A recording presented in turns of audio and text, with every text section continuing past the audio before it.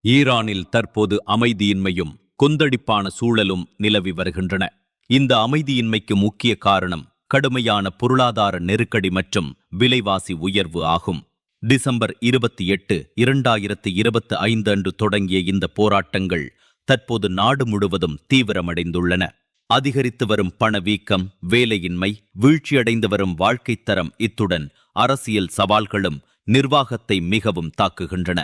இருப்பினும் இந்த போராட்டங்கள் திரும்பிச் செல்ல முடியும் என ஈரானிய அரசியல் செயல்பாடுகள் எதிர்பார்க்கப்படுகின்றன. கழும் நிர்வாகத்தை மிகவும் பலவீனப்படுத்தியுள்ளன.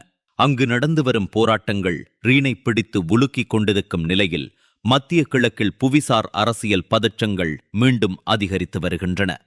வெனிசுலாவில் அமெரிக்கா எடுத்த நடவடிக்கைகளின் சூழலுக்கும் ஈரானின் தற்போதைய கொந்தளிப்பான நிலைமைக்கும் எந்த வேறுபாடும் இல்லை என அரசியல் ஆய்வாளர்கள் கூறுகின்றனர். இந்நிலையில் அமெரிக்கா ஈரானுக்கு எதிராக இதேபோன்ற ஒரு உத்தியை முயற்சிக்க வாய்ப்புள்ளதாக கூறுகின்றனர். அதே சமயம் ஈரானில் அமெரிக்கா அல்லது இஸ்ரேலின் நேரடி இராணுவ தலையீட்டுக்கான வாய்ப்பு குறைவாக உள்ளதாகவும் சில ஆய்வாளர்கள் கூறுகின்றனர். பல ஈரானிய நகரங்களில் நடைபெறும் போராட்டங்களுக்கு காரணம் கடுமையான பொருளாதார விரக்தி, அதிகரித்து வரும் பணவீக்கம், வேலையின்மை மற்றும் வீழ்ச்சியடைந்து வரும் வாழ்க்கை தரமாகும். இந்நிகழ்வுகள் அமெரிக்கா மற்றும் இஸ்ரேலிடமிருந்து கடுமையான எதிர்வினைகளை தூண்டியுள்ளன. அமெரிக்க ஜனாதிபதி டொனால்ட் ட்ரம்ப் பொதுமக்கள் மீது துப்பாக்கிச்சூடு நடத்த வேண்டாம் என்று ஈரான் அரசை எச்சரித்தார்.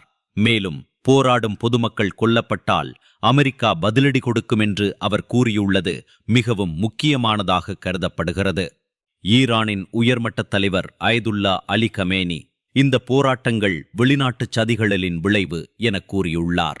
ஈரானின் உள்நாட்டு பிரச்சினைகளை பயன்படுத்தி நாட்டை சீர்குலைக்க வெளிநாட்டு சக்திகள் முயற்சிப்பதாக அவர்கள் குற்றம் சாட்டுகின்றனர். பல ஆண்டுகளாக அமெரிக்கா விதித்த தடைகள் ஈரானை கடுமையான பொருளாதார அழுத்தத்திற்கு உள்ளாக்கியுள்ளன. ஈரானிய ரியால் கடுமையாக வீழ்ச்சி அடைந்துள்ளது. ஒரு டாலருக்கு சுமார் 42,000 ரியால் என்ற நிலையை எட்டியுள்ளதாக செய்திகள் கூறுகின்றன. உணவுப் பொருட்களின் விலைகள் கடுமையாக உயர்ந்துள்ளன.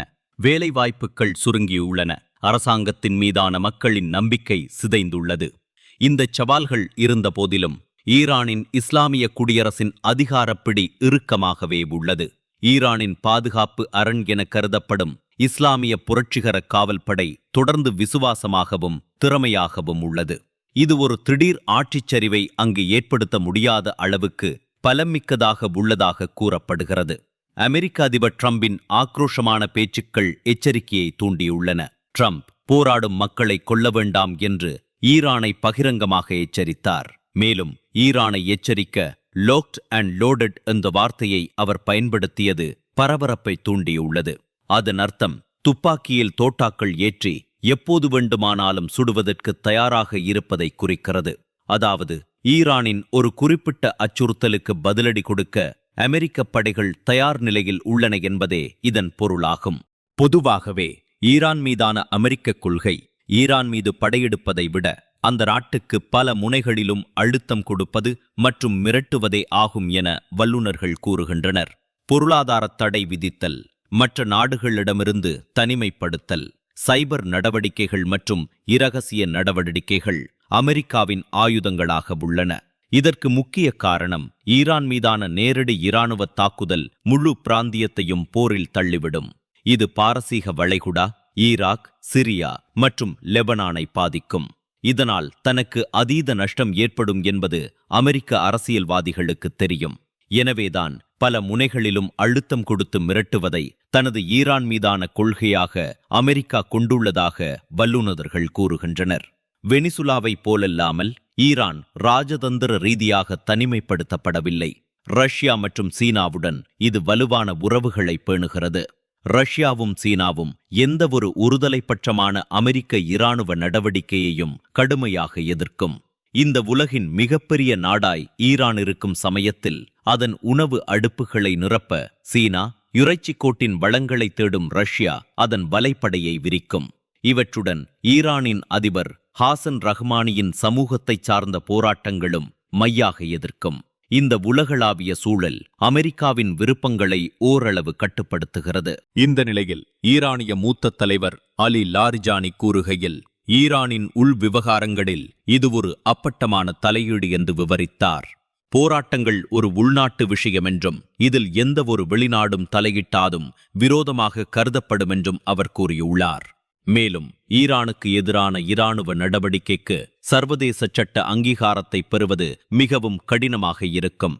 இது அமெரிக்காவின் நேரடி தலையீட்டிற்கான வாய்ப்பை மேலும் குறைக்கும் என்றும் கூறப்படுகிறது. ஈரானின் உள்நாட்டு நெருக்கடியில் இஸ்ரேலின் நேரடி இராணுவ தலையீடு சாத்தியமற்றது என்றும் கூறுகின்றனர். நேரடி இராணுவ தலையீடு காசா முதல் லெபனான், சிரியா, செங்கடல் வரை பல முனைகளிலும் போர் கொந்தளிப்பை ஏற்படுத்தும். இது தற்போதைய சூழலில் தனக்கு உகந்தது அல்ல என இஸ்ரேல் கருதுவதாக கூறுகின்றனர். எனவே நேரடி மோதலை விட அமெரிக்கா தலைமையிலான தடைகள், உளவுத்துறை நடவடிக்கைகள் மற்றும் இராஜதந்திர அழுத்தங்களை நம்புவதை இஸ்ரேல் பாதுகாப்பானதாக கருதும். எனவே ஈரானுக்கு எதிரான ஒரு பெரிய அளவிலான இராணுவ நடவடிக்கைக்கான வாய்ப்பு குறைவாகவே உள்ளது. என்றாலும் ஈரானில் போராட்டக்காரர்கள் கொல்லப்பட்டால் நாங்கள் அவர்களை காப்பாற்ற வருவோம் என்று ட்ரம்ப் எச்சரித்துள்ளார். இது அங்கு ஆட்சி மாற்றத்திற்கான ஒரு அறிகுறியாகவே பார்க்கப்படுவதாக வல்லுநர்கள் கூறுவது குறிப்பிடத்தக்கது.